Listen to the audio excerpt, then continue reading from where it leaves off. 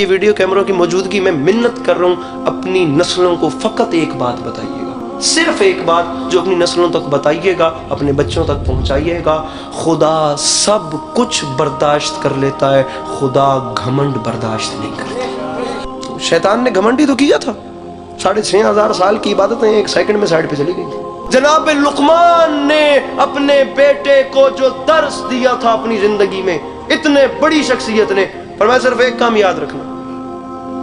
خدا کا خوف اپنے اندر سے ختم نہ کرنا، چاہے پورے کائنات بھر کی نیکیاں بھی تمہارے دامن میں کیوں نہ ہوں، اور خدا کی رحمت سے مایوس نہ ہونا، چاہے کائنات آدم و عالم کے گناہ بھی تمہارے دامن میں کیوں نہ ہوں۔ بہت باریک نکتہ ہے، یہاں سے یہ نہ لیجئے گا کہ میں کہہ رہا ہوں گناہ گار بندہ گناہ کرے یا بندہ اس طرف چلے، مولا معاف کرے، میں کوئی گناہ کرنے کی وہ نہیں کر رہا آپ کو، لیکن مومن وہ ہے جس کے اندر خدا کی رحمت سے امید اور خوف خدا بالکل ایکول ہو، نہ وہ خوف خدا کے سامنے مایوس ہو جائے کہ میری رحمت، یہ مایوسی بھی کفر ہے، اور نہ وہ اتنا خوش فہم ہو جائے جی میں کربلا سے ہو کے آیا ہوں، جی میں سب سے بڑا مومن ہوں، میں نے بڑا جلسہ کروایا، ابھی حج کر کے آئے ہیں جی، بہت بڑے ہم لوگ مومن ہیں، بہت بڑی ہم نے ماتم داری کروائی ہے، یہ چیز بھی نہیں کرنی، نہ ہماری نماز ڈھنگ کی ہے، نہ ہمارے پاس کوئی دعا ڈھنگ کی ہے۔ کیا علی عباس عسکری میں اتنا حوصلہ ہے؟ میں کیا سر پہ قرآن رکھ کے کہہ سکتا ہوں کہ پچھلے 22 سال میں میری کوئی کم سے کم 2 رکعت ایک بھی ایسی نماز ہو جس میں مجھے خدا کے علاوہ دنیا کا خیال نہ ہو؟ میرے معصوم فرماتے ہیں ایک وقت میں مسجد میں 2 لوگ داخل ہوئے، ایک عابد ایک فاسق اور عابد اکٹھے مسجد میں داخل ہوئے، کچھ دیر کے بعد نماز پڑھ کے جب دونوں باہر نکلے تو جو فاسق تھا وہ مومن ہو چکا تھا اور جو عابد تھا وہ فاسق ہو چکا تھا، دونوں خدا کی عبادت کر رہے تھے، لیکن جو فاسق مومن ہوا وہ جتنی دیر عبادت کرتا رہا وہ اپنے اندر شرمندہ رہا، میں گناہ گار ہوں، وہ ذات بڑی رحیم ہے، ایسے کیسے کر کے وہ میری اس نماز کو قبول کر لے، وہ مجھے معاف کر دے،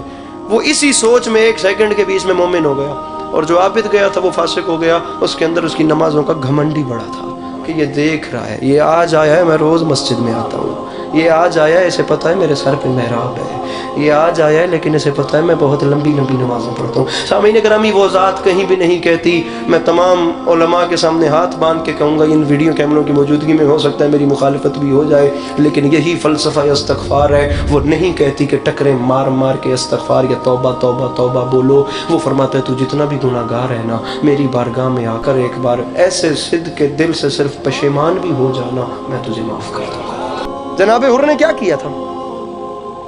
شمر بعد میں آیا، ابن سعد بعد میں آیا، خولی بعد میں آیا، حرملہ بعد میں آیا، سنان بن انس بعد میں آیا، یہ تمام ملعون بعد میں آئے، جناب حر سب سے پہلے تھے۔ جناب حر وہ تھے جو میرے مولا کو گھیر کے کربلا لائے تھے۔ میرے مولا نے رو کے فرمایا حر یہ حسین کی دعا ہے، یہ حسین کے دل کے لفظ ہیں، اللہ کرے تیری ماں تیرے غم میں ماتم کرے۔ جناب عباس علمدار کے دیکھتے ہوئے حر نے حسین بادشاہ کے گھوڑے کی لگام میں ہاتھ ڈال لیا۔ کوئی لمبی بات ہی نہیں ہے سامعین گرامی، ہوا کیا؟ علامہ ذیشان حیدر جوادی صاحب کی کتاب ہے رسالت الہیہ، خدا کی قسم کیا پیارا جملہ لکھتے ہیں، فرمایا یہ جو انقلاب حر میں آیا نا، یہ معرفت فاطمۃ الزہرا کی بدولت ہے، یہ رسول اکرم صلی اللہ علیہ وآلہ وسلم کی بیٹی کی معرفت تھی، جس کے صدقے میں وہ گناہ گار، سامعین گرامی ادھر دیکھیے، یہ دیکھیے، یہ بالکل پل صراط ہے۔ 2 کردار بہت زیادہ تاریخ میں نمایاں ہیں، ایک ابن سعد ایک جناب حر، دونوں اپنے سامنے جنت اور جہنم کو دیکھ رہے تھے، حر بھی ابن سعد بھی، دونوں کو نظر آ رہا تھا۔ ابن سعد نہیں جانتا تھا کہ یہ جس حسین کو میں شہید کرنے کے لیے یہاں پہ آ گیا ہوں، میں نے اس حسین کو یہاں پر رسول اکرم کے شانوں پہ بھی دیکھا۔ 2 کردار نمایاں تھے، دونوں کے سامنے بالکل ایسے جنت بھی تھی ایسے جہنم بھی تھی، ایک نے دنیا چن لی ایک نے آخرت چن لی۔ آ گیا حر علی کے لال کے سامنے اور رکھے علماء کے سروں پہ قرآن اور ان سے پوچھیں جناب حر علیہ السلام نے جملے کیا کہے، جو جملے جناب حر نے میرے مولا حسین علیہ السلام سے کہے، دنیا کہتی ہے وہ معافی ہوگی، میرے نزدیک وہ جملے معافی کے نہیں ہیں،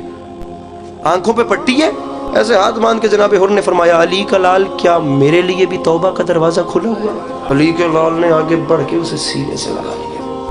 اب اندازہ لگائیں جب بندہ اتنا کریم ہے تو اس کا خالق کتنا کریم ہے۔